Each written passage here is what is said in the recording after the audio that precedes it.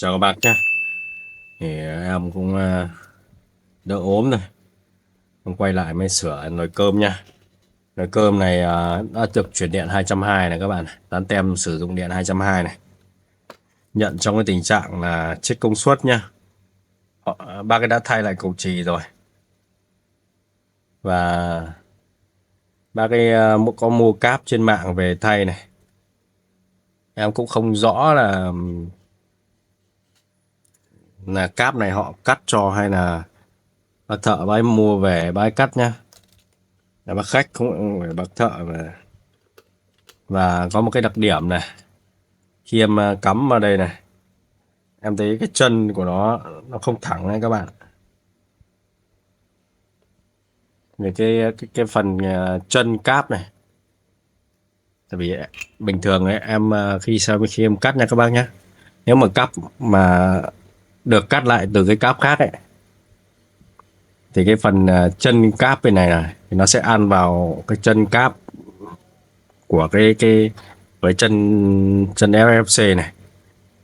Còn nếu mà chân cáp zin mà không không cắt ấy, thì nó sẽ có trắng như này. Là khi em kiểm tra thì em thấy nó lệch. Đấy. Em như cắm vào nó thấy nó lệch. Em thấy là cáp này nó đã cắt là sai nha các bác nhé. Sai đấy, nên là cáp này em phải thay cho khách cái cáp khác này. Cho dù cáp này của khách hàng còn rất là mới nhá, nhưng mà nó bị lệch chân nhá. Lệch chân mình cắt bé hơn đấy. Cắt bé hơn thì trong cái tình trạng khi cắm vào là nó rất dễ bị lệch. Nó di chuyển nó bị lệch, nó chéo chân cáp là cắm phát là nó chết công suất, là chết vi xử lý luôn đấy. Nên là cáp này em sẽ phải thay một cái cáp khác nhé. Khiển em kiểm tra là nó vẫn còn sống, em sẽ thay cáp và em xử lý cái phần trên này trước, và sau đó quay về cái xử lý cái phần bo công suất của nó nhé. Đây là cáp sau khi em đã cắt này các bác ơi. Đây các bác nhìn này, em so với cái cáp mà cũ nhá. Đó, các bác nhìn này, thấy nó có khe hở rất là nhiều nha.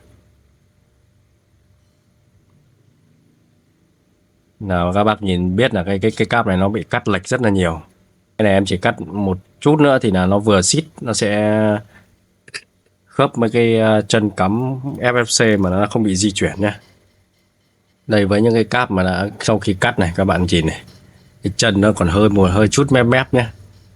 Nó sẽ to bằng cái chân bên này này. Còn nó mà thừa cái chân mà nó to như cái kiểu dạng như này thì là cắt không chuẩn này. Đấy. Nên là cắm là nhiều khi mua cáp về không biết là ăn đòn ngay đấy. Cái này thì em cũng vừa kiểm tra qua rồi. Phím phiếc của nó không cần thay đâu, vẫn còn ngon.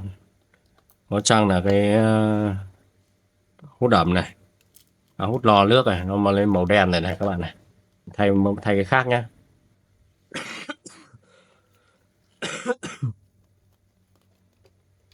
Đấy, mình thay cái cáp. Cái này thì mình cũng chưa lắp vào hoàn thiện đâu, mình chỉ tạm thời ở đây này mình test cho nó cái bò công suất nó ngon lành thì mình sẽ lắp cái phần này xong. Phần này mình cứ gá ở đây này để mình đỡ phải tháo ra tháo vào, nó sẽ gãy cái chân này này các bạn. Nên là mình sẽ hạn chế tối đa cái việc tháo ra. Bây giờ mình đi xử lý cái bo công suất nha các bạn nha. Xong phần khiển, bây giờ đến phần công suất. Tại vì cáp nhá, cáp là bác ấy mua trên mạng về nó cắt lệch nhá, cắt lệch sinh ra cắm vào là nó lệch chân đấy, lệch chân này, lệch chân nó sinh ra cái tình trạng là chết công suất đấy. Các bạn nhìn cái chân cáp mà mình đã so đấy, nó bị lệch đấy. Con này nó đang chết công suất này, chết công suất mà mình đo qua nó chết cả cái phần nguồn đấy.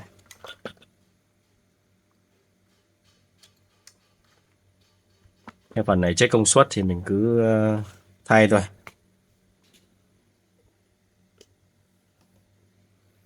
Tiến hành mình thay công suất nhá. Cái này họ thay sò nhưng mà họ xóa cả số ấy. Cái này thì mình thấy có cái gì đâu mà phải xóa số nhỉ. Cả cái con tụ 104 này cũng xóa số này. Chả rõ là họ thay bao nhiêu, con zin bao nhiêu.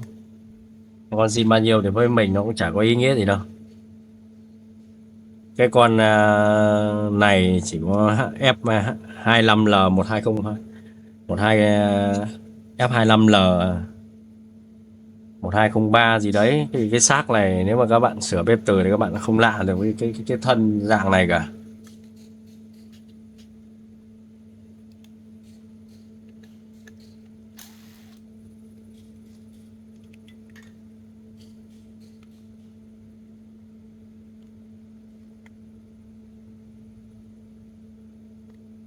Với những cái dạng chết công suất này nhá thì mình có chăng thì mình không cần đo sò đâu, mình chỉ đo xem cái cầu diode ấy, cầu diode nó có bị rò không.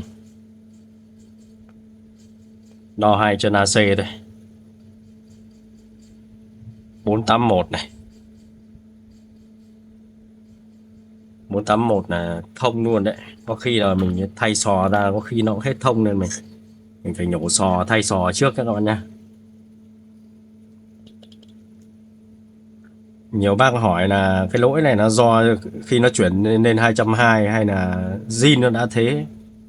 Em xin trả lời là hàng zin thì nó vẫn chết nhá, chứ không phải là chuyển lên 220 nó không bền. Nhưng mà nhìn qua cái mạch này ấy, nhìn qua cái mạch này thì mình đánh giá là cái mạch này của bác thợ này chuyển thì cũng chưa được tối ưu đâu, chưa được ngon đâu.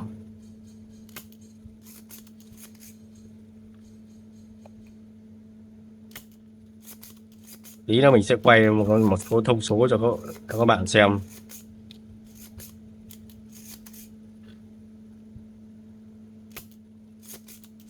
Đây mình đã có nhổ sò ra, thay sò ra ngoài đã.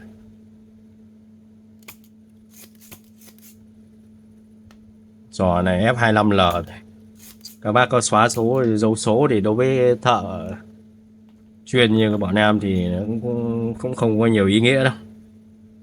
Con sò F25L này nhìn cái thân là biết ngay mà. Ít bác mà đã chuyển điện 220 mà lại dùng cái con sò nha 4RQ21, hiếm bác lắm các bác lắm. Cái con 40A đấy 1600, 1600, 1800V đấy, rất ít người dùng thôi. Đây sau khi mình tháo sò nhá, tháo sò thì mình sẽ đo lại xem. Đây 2 cọc AC đây đấy. Đó. Các bác nhìn thấy không, nó giò ấy. Chết cả cầu diode này.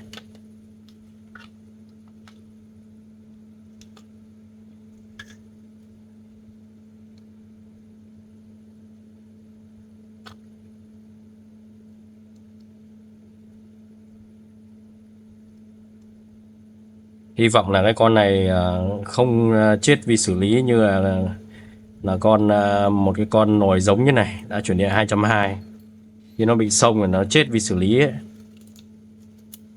Sửa những con này mà đến lúc thay rồi nó lại như con hôm trước chết vì xử lý thì tít thì buồn lắm các bạn.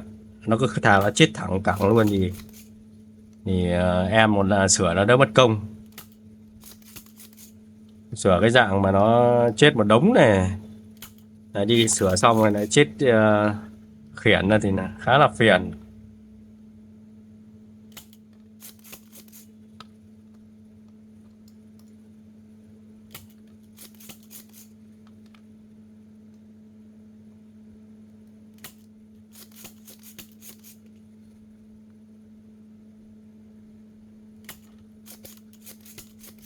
Sau cái thời gian vừa bị cúm vừa rồi với chăm sóc người ốm mà cúm này, người nó không được khỏe các bác.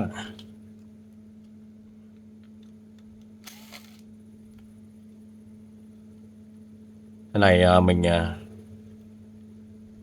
cái dạng như này là chết, chết là nó có khi nó chết mỗi cáp thôi. Cáp của mình thì mình lại thay cáp nó không đúng đấy, nên nhiều khi các bác ạ, chỉ nhiều khi nó hỏng cáp thôi, hỏng cáp nhưng mà mình thay mình không có kinh nghiệm, không có kinh nghiệm mình thay cái cáp. Nói chung là nhiều cái mình không biết thì lên mất chút kinh phí cho thợ. Nhiều khi thợ người ta lấy thì là kêu đắt, nhưng mà như em đây em thay cáp nhiều con em vẫn lấy 200k công thay cáp, thì mình phải xử lý cái khác làm sao nó ngon nhất. Thế có hôm cũng có bác vì thay cáp mà chết cả vi xử lý đấy.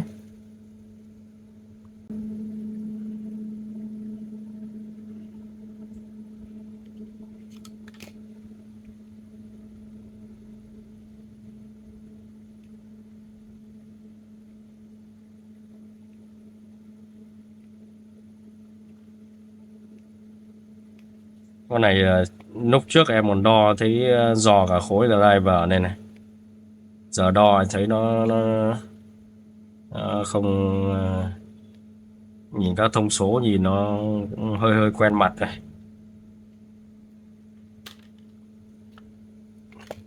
Chết sâu này thì mình cũng check kiểm tra luôn nhé các bạn. Mà đã chuyển điện rồi dùng cái tụ BM ngon ngon nhé, dùng cái tụ loại CG này là nó cái loại rẻ tiền nhất trong các đời tụ đấy các bạn ạ. Cùng một cái bếp mình mà dùng cái tụ BM nhá thì nó sẽ ngon, rất là ngon. Những cái tụ CG này tụ rẻ tiền mà mình thay là rất dễ bị chuyển điện này, chuyển theo kiểu chuyển cho nó xong ấy thì mình không nói, còn đã chuyển điện cho khách hàng dùng ấy thì dùng cái tụ nó ngon ngon chút. Đây nên là cái việc mình chuyển điện cho khách hàng bán ra, có người chuyển điện dùng rất là lâu, vài năm nhưng mà chưa có vấn đề gì.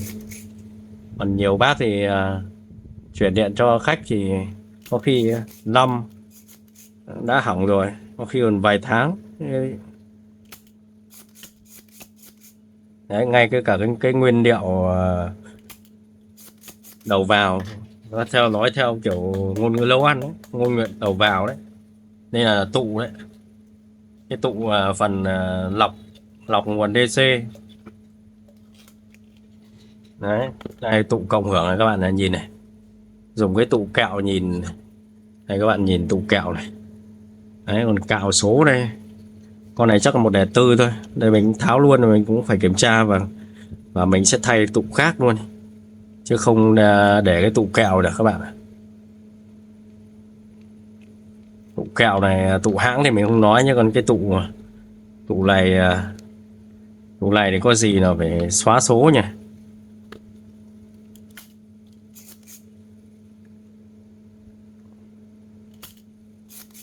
Những cái lồi 220 như này thì em sửa các lồi đó bị chuyển điện, em sửa bình thường nha các bác nhé.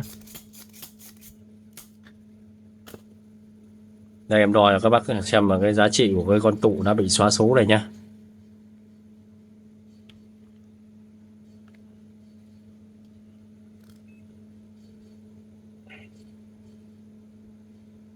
Đấy, tụm 104 đấy các bạn ạ, nhìn đấy, đo còn 98 đấy, gần 100 nanofarad ấy.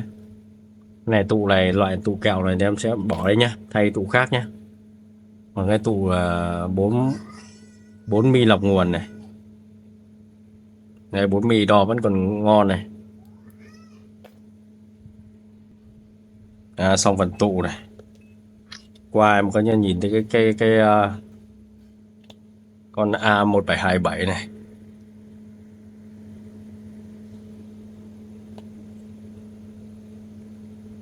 Thấy hàn đây chắc là đấu ở đây này, đo xem nó có chết không nha. Thực ra cái con tụ này các bác chuyển điện này các bác cứ để nguyên được, không cần đấu thêm cái con chở hạn dòng làm gì đâu. 571 này, 585 này, con này vẫn còn ok đấy. Con này lắp lắp cái con chở này lớn quá nhá, lớn quá nó sinh ra cái hiện tượng là cái cuộn hút nó sẽ không đủ cái độ hút đâu, nó sẽ chết đấy. Và mình thực tế là con này đã bị chết cuộn hút rồi nhá.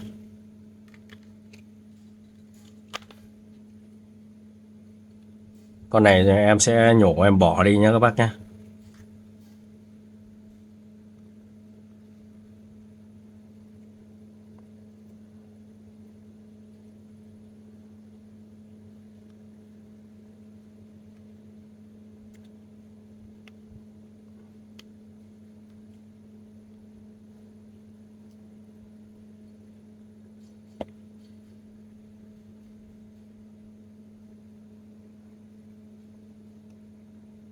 Cái này cái này các bác cứ để tự nhiên đây. Đây sẽ hàn lại cái vết mà bác thợ trước cắt đi nhá, để nó nối vào.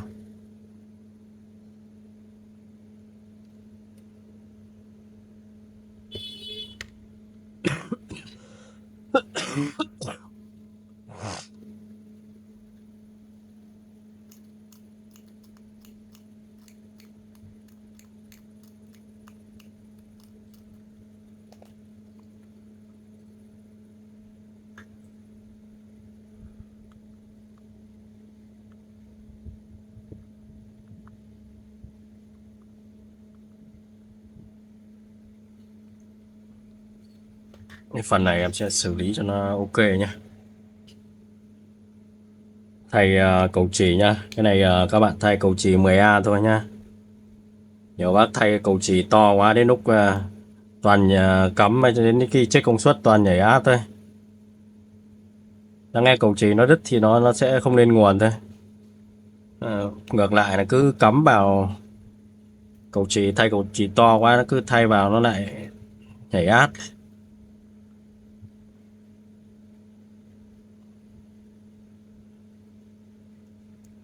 Nhiều bác chuyển sang 220 vẫn cứ giữ cái cầu chì 20A đấy.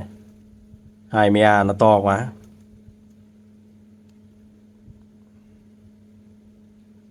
Cầu chì các bác hình dung xem. Cứ 10A tính 10A này mà tính cái giá trị kia nó cũng là 2.000W rồi.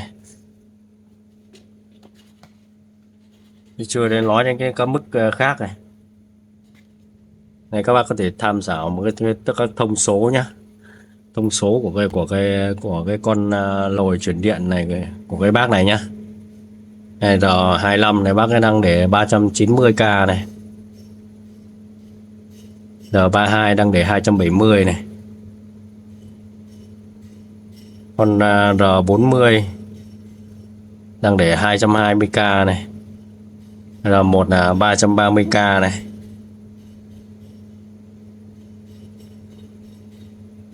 Còn các thông số khác thì như zin nha các bác nhé. Có cái con trở xứ này thì để hạ bớt cái điện cho cái cuộn hút thì là em đã gỡ đi rồi.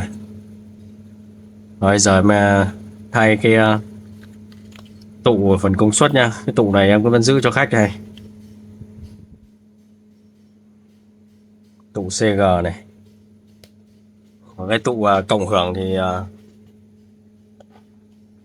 tụ cộng hưởng thì em sẽ thay tụ xịn cho khách hàng.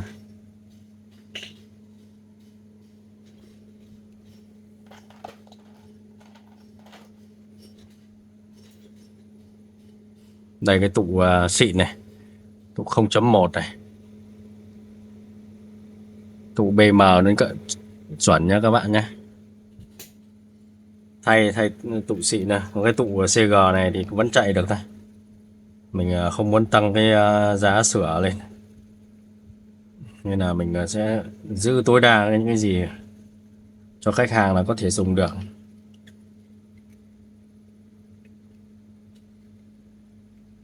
Cái tụ này thì nó cái cái chân nó hơi khác tí nên là mình phải bẻ nó to, nó xịn hơn, diện tích nó cũng chiếm hơn so với cái tụ kẹo. Tụ kẹo đây các bạn nhìn này, con bé tí này. Đấy, mình cứ cắm xong mình sẽ so cho các bạn xem.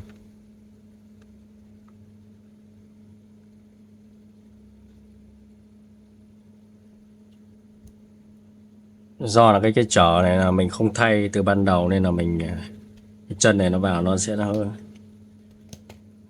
nhìn nó không được đẹp lắm. Này các bạn nhìn này, so sánh này. Đấy, một con cái tụ kẹo bé tí ấy. Nhưng con tụ mình thay nó sẽ khác bọt hơn nha.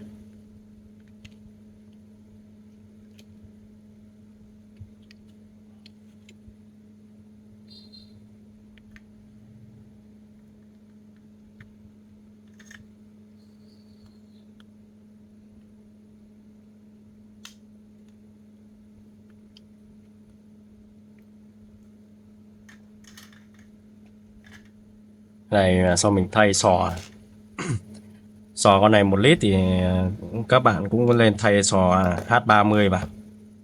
Mình xay sò H30R1353 mà.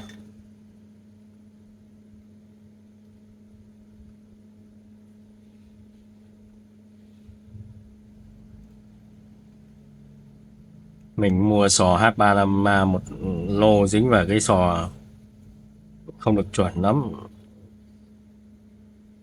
Nhà thay nhiều khi vẫn bị chết, bục một phát vẫn chết một số con này.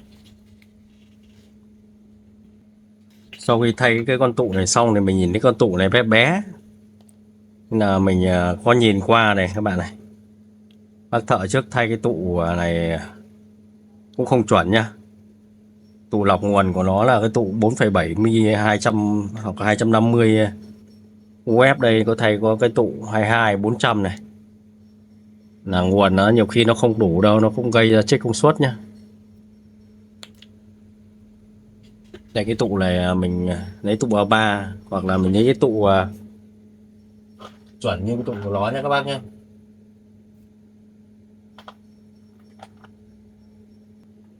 Nếu mình không có cái tụ xịn như này này, tụ xịn Nichicon này thì mình thay cái tụ màu xanh như này cũng được các bạn này.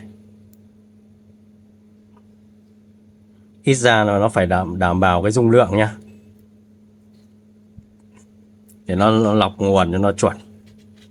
Nhiều khi nó dính một vài cái xung nhiễu này, nó cũng gây chết thì cũng không hay lắm đâu.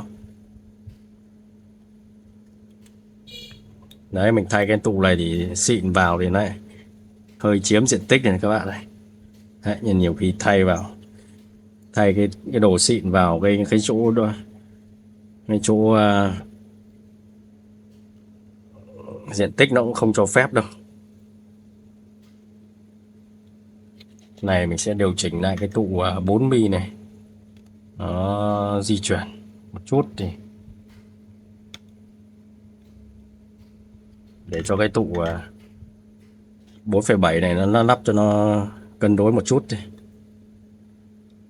Đấy, nhưng nhiều khi sửa lại làm lại của người khác nó cũng khá là mất công nha. Nếu các bác ấy làm chuẩn rồi thì mình đỡ mất công.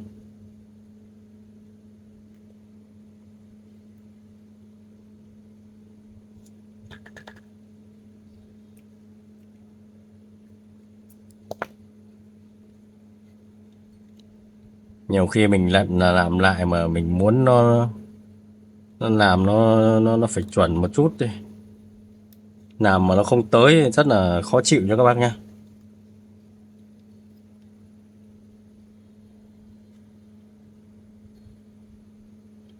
Này các bác ấy vẫn giữ cái tụ vẫn cái chở nguồn zin đấy.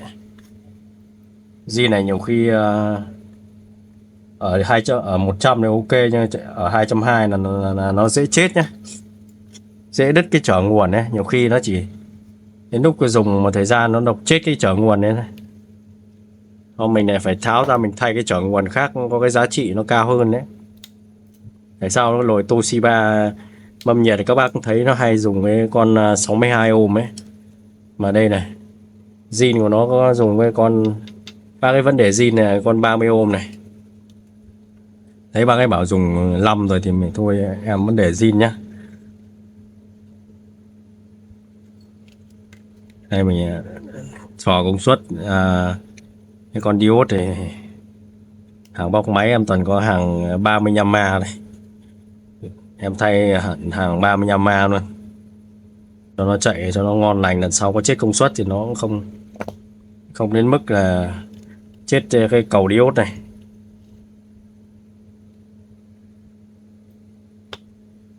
Còn các bác mà thay cái con cầu chì này mà to thì sò cầu này có to đến mấy thì cũng vẫn chết nhá.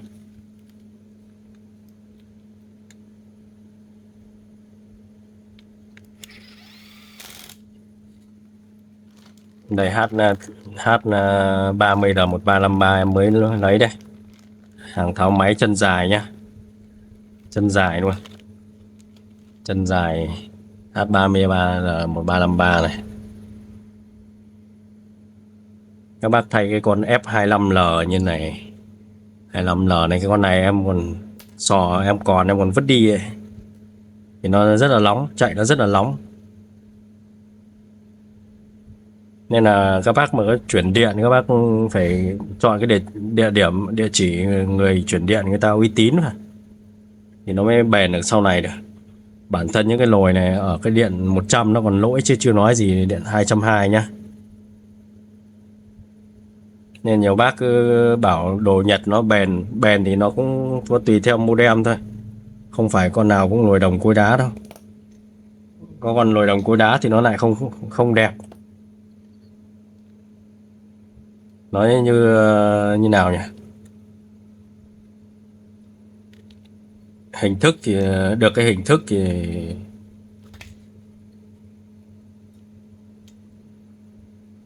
hơi giật mình các bạn.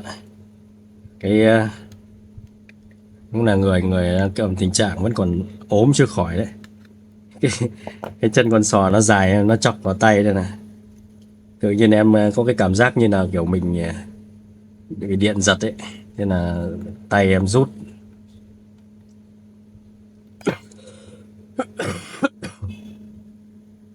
Làm việc trong cái tình trạng người nó chưa được về cái trạng thái tốt nhất đấy. Hàng thì tồn nhiều.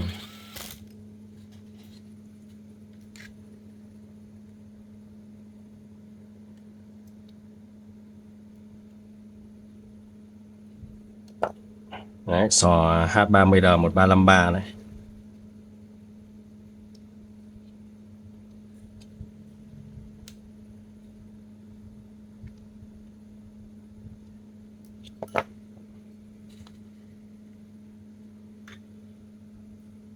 Này bình thường nếu mà người mà khỏe thì có khi em thay xong sò hết rồi. Ngồi một chút mà cái bị cúm này là nó đau, rất là đau lưng nha các bạn nhé. Các bác nào bị cúm rồi thì chắc bác cũng không lạ gì những mấy cái bệnh cúm A cúm B, hoặc là nhất là những cái sốt huyết. Em có lần 2 năm liền em dính sốt xuất huyết vào những cái chủng nặng nhất ấy. May là mình cũng có kinh nghiệm rồi, mình trải qua nó đỡ vất vả hơn. Gần như là những cái chủng thể loại nặng là mình dính hết rồi. Hy vọng là sau khi trải qua thì nó sẽ miễn nhiễm.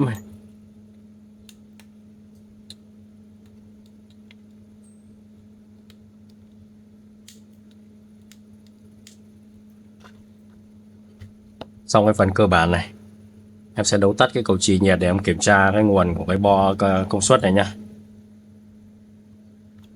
Kiểm tra cái khối nguồn này, bo công suất này.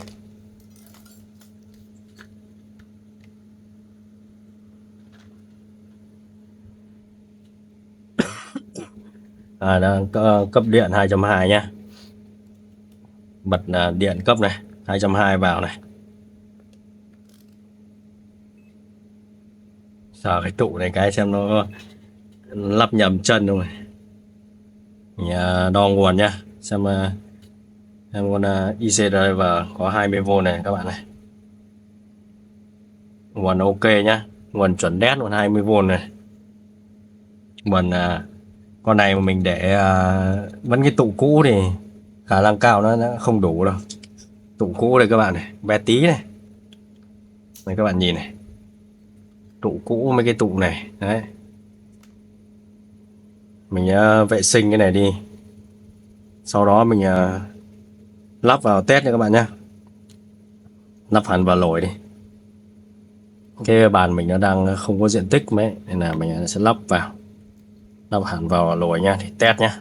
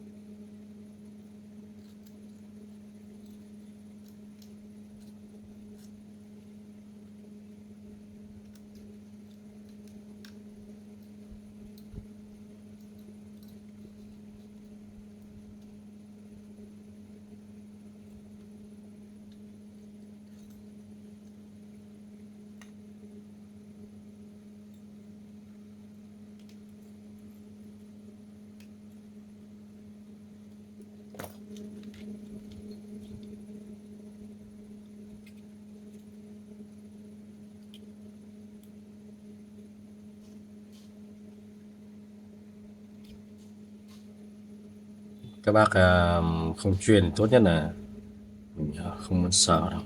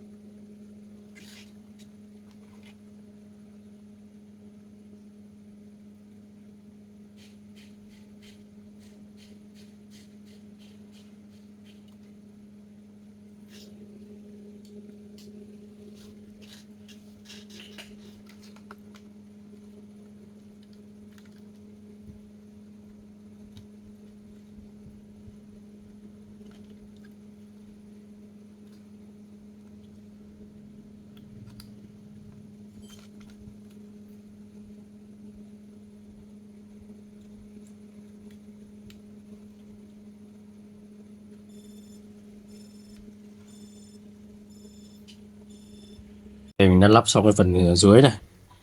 Cái phần này nó chết cái cuộn hút này nhá. Thì mình tạm thời mình cứ cắm vào đây này. Mình xử lý xong. Lắp vào cho nó gọn này. Cái này nó thực ra nó cũng không ảnh hưởng quá nhiều đâu. Mình sẽ đóng cái khóa áp suất này này. Cái khóa bơm hút chân không này. Đây cái phần khiển nhá, mình sẽ cắm đã lắp xong cái phần trên nha này, các bạn nhìn này. Cáp này mình không gập là nó sẽ không đi đúng đường đâu. Này phải gập xong rồi nó sẽ đi đúng cái chỗ vát này này. Sẽ cắm cái cáp vào nha. Cắm vào mình test đã, khi mình xử lý xong ok hết thì khi đó mình sẽ gập cáp cho nó chuẩn chỉ nhá. Cái cáp này mình cắt cho nó chuẩn rồi nên là các bạn cắm không lo lệch đâu. Nồi này thì khả năng là mình sẽ test nước thì nó sẽ phí hơi ẩm đây. Kinh nghiệm mình làm mình biết này. Thì lắp tạm thời mình test đây. Đây là điện 241V này. Sẽ cắm vào nhá. Cái này có cái thông số của cái này, của cái lồi này mình thấy cũng chưa chuẩn đâu. Của cái bác này mình thấy chưa chuẩn chỉ đâu. Nhưng mà mình sẽ test thử này. Nấu nhanh này. Nó vẫn nhận được, vẫn nấu nhá, không báo lỗi nhá. Không có xoang rồi. Này khi mình cho xoang vào các bạn này. Cho xong vào chọn bột nấu nhanh lại nha.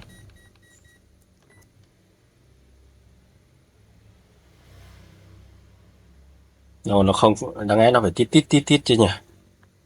Mình cũng thấy nó hơi lạ đấy. Sửa lại những cái nồi mà mình thấy nó chuyển điện nó chưa chuẩn, test rất là run nha các bạn nha. Nhiều khi test nó sợ nó bùm một phát. Như con này mình chưa thấy nó bơm chân không đi chạy này, không nghe tiếng hút này. Đáng lẽ phải có tiếng hút chân không này, không có dòng cắn nhá.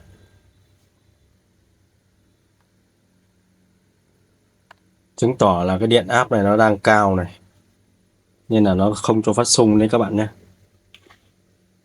Không phát xung này.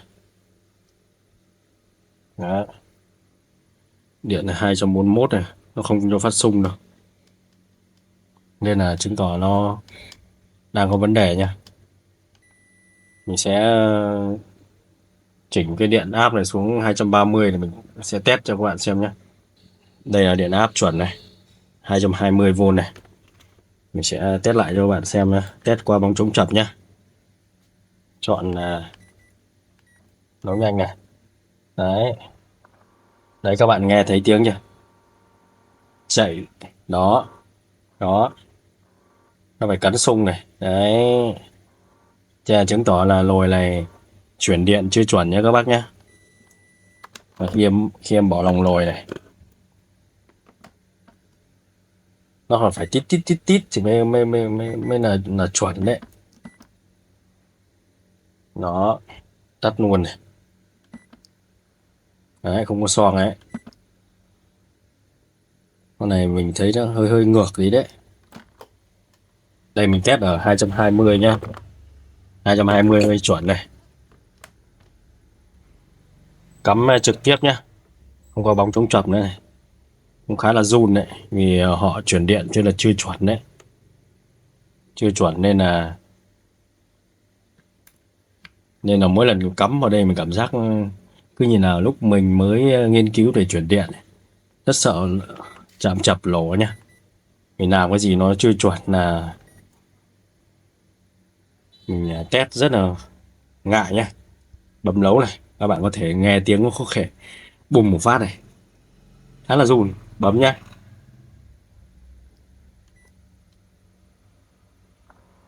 Bấm nấu nhanh này, bơm hút chân không đã chạy này. Nó cắn dòng cái là nó nổ sò luôn đấy. Chứ còn con này đang bị sai điện áp rồi. chuyển điện là như này là chưa chuẩn nhá. Với cái điện áp 240V mà nồi đã không không chạy rồi, hoặc là nhiều lúc nó sẽ nhận được điện áp nó ở mức vừa chạy vừa không nhá, nên là nó cũng sẽ chết công suất, hoặc ảnh hưởng đến cái nồi đấy, nó chạy không chuẩn chỉ đấy.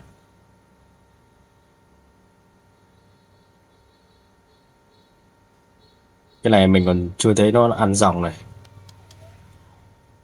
Cái này nó ăn dòng cái mình sợ nó lại bò một phát. Mình vừa quay cho các bạn mà mình cũng khá là run, mình rất là dị ứng với tiếng nổ. Dù tiếng nổ mình là nổ sò ấy, làm rất nhiều nhưng mà nổ sò rất là ngại. Mỗi lần nổ sò mình phải làm lại hết các khối driver, làm lại tất cả luôn, gần như tất cả, rất mất thời gian. Nghe chạy bơm 1.0 mà chưa có một chút ăn dòng gì cả.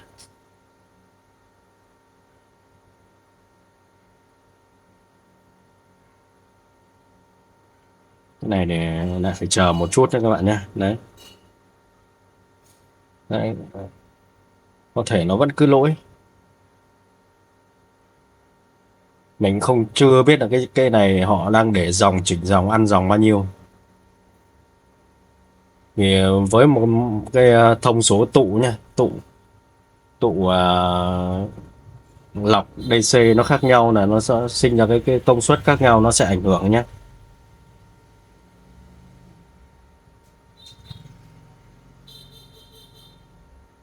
Chạy khá là từ lấy giờ khá là lâu rồi mà chưa chê ăn một chút dòng nào. Đấy, các bạn xem cái lồi lồi như hôm trước và chết vì xử lý ấy, thì con đó sẽ chuẩn chỉ hơn nhá. Con đấy sẽ ăn dòng cao hơn, dòng cao nhưng mà con đấy có vẻ chuyển điện nó chuẩn hơn, vì cái mức điện áp đấy mà nó vẫn chạy được. Nhưng con này mức điện áp phải chuẩn 220 này này. Đấy nhá, nồi tô chuyển điện rất là dễ mà nhiều bác chuyển điện vẫn chưa chuẩn chỉ đâu. Cái này em sẽ dừng video nhé, để em chờ nó vắt sung, chứ chờ này cũng không rõ là bao lâu này. Vì cái họng em nó chưa khỏi nên là nồi đã ăn dòng này, 974W này, 4,6A này. Mình nhìn dòng này cũng vẻ cũng khả quan đấy các bạn ạ. Cái này để mình chỉnh lại cái phần nhận diện điện áp của nó thôi. Cái mạch ACDS của cái nồi này bác đây làm chưa chuẩn chỉ đây, mình sẽ can thiệp sau. Cơ bản cái phần này là khả năng mình test thêm là sẽ ok thôi. Phần nhận diện điện áp thì mình sẽ làm lại cho bác ấy, chứ không để như này sẽ không được. Gặp phải tình trạng mà nhà bác cái điện cao 240V là 230 có khi là cũng không chạy được đâu. Đấy, nên là cùng chuyển điện nha các bác nhé. Các bác nên chọn cái địa chỉ nào uy tín, hoặc là chạy lồi cái để zin mà chạy nhé các bác nhé.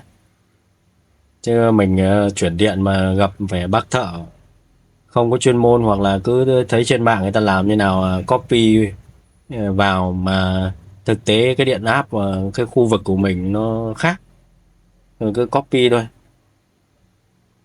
Việc copy mà mình lại không hiểu về mạch, mình không căn chỉnh lại thì nó không phù hợp, thì nó cũng không bền đâu. Nhưng con này là một ví dụ nha các bác nhé. Em nhìn những cái thông số này là em cũng thấy chưa chuẩn chỉ rồi. Và cái lúc ban đầu em có thể can thiệp luôn, nhưng mà cái này là em muốn để nguyên để cho các bác thấy là cùng là chuyển điện đấy. Các bác có xem lại cái nồi tô đã chuyển điện, thì cái nồi trước ấy chuyển điện về cái phần điện áp thì con trước, bác thợ trước làm ok hơn cái con này. Con này điện áp 240 đã không chạy được rồi, chạy mức ở 220 mà thấy một lúc mà nó mới phát xung đấy, chứng tỏ là cái mạch ACDS, mạch nhận diện điện áp nó vẫn có ba cái làm chưa chuẩn nha.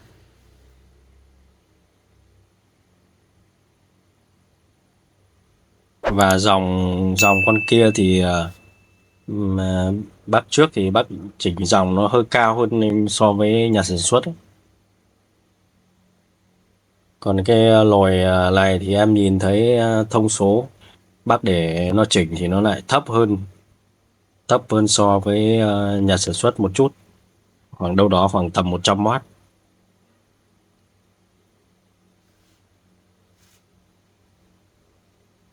Đấy, cái dòng này các bác nhìn này, nó ăn nó chỉ được 600 này, 600 này. Bình thường cái lồi này nếu mà đặt chuẩn của nó ấy, nó phải ăn tầm 7 hoặc là 700 800 nhá.